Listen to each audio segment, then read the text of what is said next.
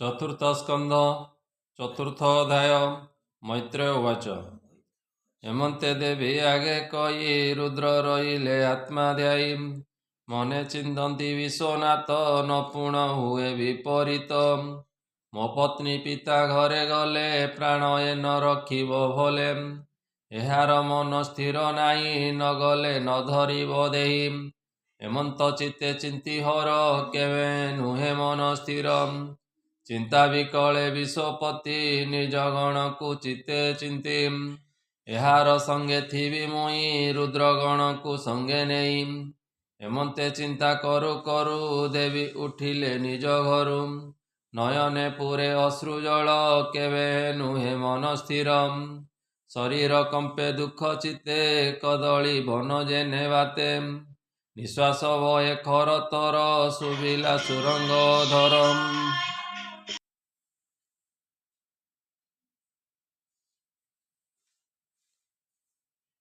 निश्वास भये खर तर सुखिला सुरंग धरम अधोबदने मन दुखी उठिले आसन उपेखी धीरे चलन्ते रोष भरे अवनी कंपे पाद भरे पिता भुवने देवी जानते पथे चलन्ती विश्वनाथे शत सहस्र रुद्रगण निकटे मिलिले तक्षण वृषभ चढ़ी विश्वनाथ गणे धाइले जुथ जुथ मुझिबी अंबिकार पछे मो कथा देखतु प्रत्यक्षे हेमंत रुद्र आगे कई नंदी चलिले गण नेई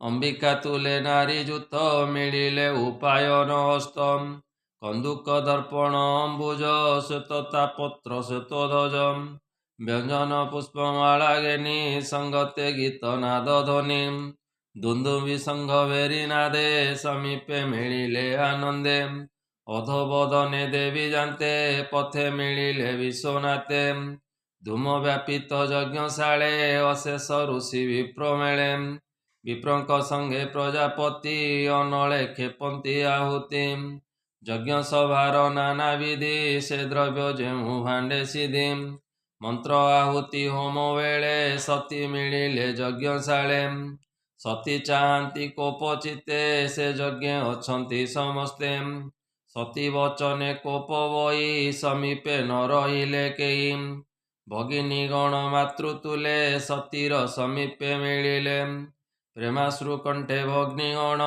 कोले धरती जणे जण सोदर अर्थे प्रश्न कले सर्वमंगल पचारिले उत्तम विधि पूजा द्रव्य समीपे आनी देले सर्व रत्न आसन बेगे आनी से प्रजापतिर घरणी सती समीपे आनी देले ता देखी सती कोप कले पितार अनादर देखी भये कंपई अश्रुमुखी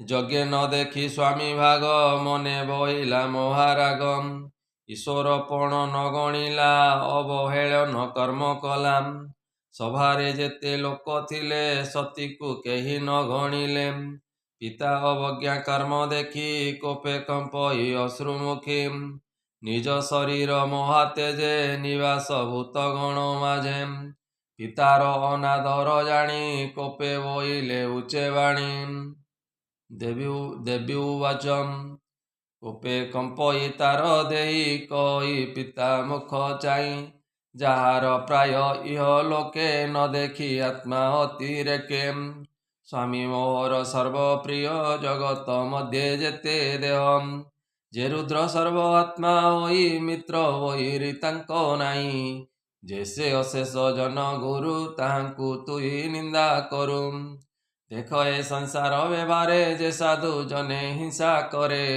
अनेक दोष करिथिले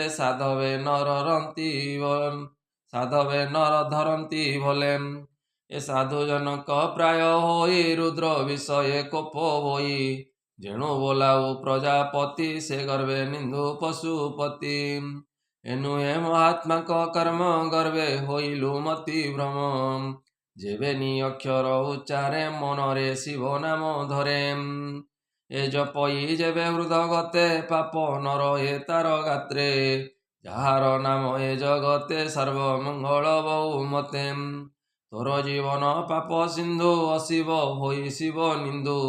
ତୋହର ଜନ୍ମ ମୋର ଦେହି ହୋଇଲା ପୂର୍ବ ପାପ ହୋଇ। ସ୍ୱାମୀ ନିନ୍ଦନ ଦୁଃଖ ସହି ଏ ଦେହ ନ ଧରିବି ମୁଇଁ। ପୂର୍ବର ପାପ ଯେ ନ ସ୍ମରେ ତା ପ୍ରତିକାର ଯେ ନ କରେ। ଦିନ ବଞ୍ଚଇ ଦୁଃଖେ ସୁଖେ ଅନ୍ତେ ସେ ପଡ଼ଇ ନରକେ। ମୈତ୍ର ଉବାଚ ହେମନ୍ତ ଦକ୍ଷ ଆଗେ କହି କୁଣ୍ଡ ଉତ୍ତରି ଦିଗେ ଯାଇ। ଯୋଗ ଧାରଣା ଆଗମନେ ବସିଲେ ନିଶ୍ଚଳ ଆସନେ। ସ୍ୱାମୀର ଅପମାନ ଅର୍ଥେ ପିତା ଅନାଦର ନିମନ୍ତେ। ପିତ ବସନ ପରିଧାନ ସୁଜଳେ କରି ଆଚମନ। ହୃଦରେ କଳ୍ପି ମହାଶୂନ୍ୟ ପବନ ମୂଳ ଲିଙ୍ଗ ସ୍ଥାନ। ନାଭି କମଳେ ସୁନିଶ୍ଚଳେ ପ୍ରାଣ ଧାରଣ ଯୋଗ ବଳେ। ସମାନ ପ୍ରାଣ ତାର ଦେଇ ଏ ତିନି ପ୍ରାଣ ଊର୍ଦ୍ଧ୍ୱେ ନେଇ। ହୃଦୟ ପ୍ରାଣ ସଙ୍ଗେ ଥୋଇ କଣ୍ଠ ଲଳାଟ ଚକ୍ର ଦେଇ। ଭ୍ରୁମଧ୍ୟ ସ୍ଥାପି ଅନୁମାନେ ଯୋଚିଲା ବ୍ରହ୍ମରନ୍ଧ୍ର ସ୍ଥାନେ। ଏ ସ୍ୱାମୀ ଠାରେ ସେ ଧ୍ୟାନ କରି ଯୋଗ ଅନଳେ ଜ୍ଞାନ ଭରି। ମୂର୍ଦ୍ଧନି ବେଦି ତତ୍କ୍ଷଣ ଶୂନ୍ୟ ମିଳିଲା ଦଶ ପ୍ରାଣ। ସତୀ ମରଣ କର୍ମ ଚାହିଁ ଦେବେ ଯେତେକ ଥିଲେ ରହି। ଏ ଭୂମି ଗଗନେ ଯେବା ଥିଲେ ହାହା ଶବଦ ଉଚ୍ଚେ କଲେ। ଦେଖ ଏ ଦେବ ଦେବ ନାରୀ କି ଅପମାନେ କୋପ କରି। ପ୍ରାଣ ଛାଡ଼ିଲା ଯଜ୍ଞ ଘରେ ପିତାର ମାନ କୋପ ମନେ। ଦେଖ ଏ ଦକ୍ଷ ପ୍ରଜାପତି ଗର୍ବେ ଆଚରିଲା ଅନୀତି। ପ୍ରଜାଙ୍କ ପତି ଏ ବୋଲାଇ ଅନ୍ୟାୟ କଲା ଗର୍ବ ବହି। ନିଜ ଦୁହିତାର ବଚନେ ଯତ୍ନ ନ କଲା କୋପ ମନେ। ଏ ନୁହେଁ କାହାର ବ୍ୟବହାର ଧର୍ମ କଲା ଗୁରୁତର। ହେମନ୍ତ ବାକ୍ୟ କହୁ ଜନେ ସତୀର ପ୍ରାଣ ଅବସାନେ। ସତୀ ମରଣ କଥା ଶୁଣି ନନ୍ଦିକେଶ୍ୱର ବୀରମଣି। ରୁଦ୍ରଗଣକୁ ସଙ୍ଗେ ନେଇ ବେଗେ ଧାଇଁଲେ ରୋଷ ହୋଇ। ବିବିଧ ଶସ୍ତ୍ର ଧରି କରେ ମିଳିଲା ଦକ୍ଷ ଯଜ୍ଞ ଘରେ। ତାହାକୁ ଦେଖି ଭୃଗୁ ମୁନି ଘୃତ ଆହୁତି କରେ ଘେନି। ଯଜ୍ଞଘ୍ନ ନାସି ଯଜୁ ମନ୍ତ୍ରେ କଳ୍ପିଲା ଅଭିଚାର ତନ୍ତ୍ରେ। ଆହୁତି ଦିଅନ୍ତି ଅଗ୍ନିକୁଣ୍ଡେ ଅନଳ ଧୂମ୍ରବର୍ଣ୍ଣ ପିଣ୍ଡେ। ମନ୍ତ୍ର ମନ୍ତ୍ରିତ ସୋମ ପାଇ ପ୍ରଚଣ୍ଡ ରୂପେ କୋପ ବହି। ରୁଦ୍ରହା ବୋଲି ଦେବଗଣ ଅନଳୁ ଉଠିଲେ ତକ୍ଷଣ। ଅନଳ କାଷ୍ଠ ଘେନି କରେ ଶତ ସହସ୍ର କୋପ ଭରେ। ଶବଦେ କମ୍ପଇ ମେଦିନୀ ତା ଦେଖି ବେଗେ ଦେବ ମୁନି। ବେଗେ ଧାଇଁଲେ ଶୂନ୍ୟ ମାର୍ଗେ କହିଲେ ସଦାଶିବ ଆଗେ। ସତୀ ମରଣ କଥା ଆଦି କହିଲେ ସକଳ ସମ୍ପାଦି। ସେ ବ୍ରହ୍ମ ମୁନିଙ୍କ ଚରଣେ ଆତ୍ମାର ନିସ୍ତାର କାରଣେ। କୃଷ୍ଣ ବିଷୟ ଭାଗବତ କହିଲେ ବିପ୍ର ଜଗନ୍ନାଥ। ଇତି ଶ୍ରୀମଦ୍ଭାଗବତେ ମହାପୁରାଣେ ପରମହଂସ୍ୟାଂ ସହିତାଂ ବୟାସିକ୍ୟାଂ ଚତୁର୍ଥ ସ୍କନ୍ଧେ ସତୀ ମରणे ନାମ ଚତୁर्थोऽध्यायः। बोल आनंदी कवार हरि हरि बोल।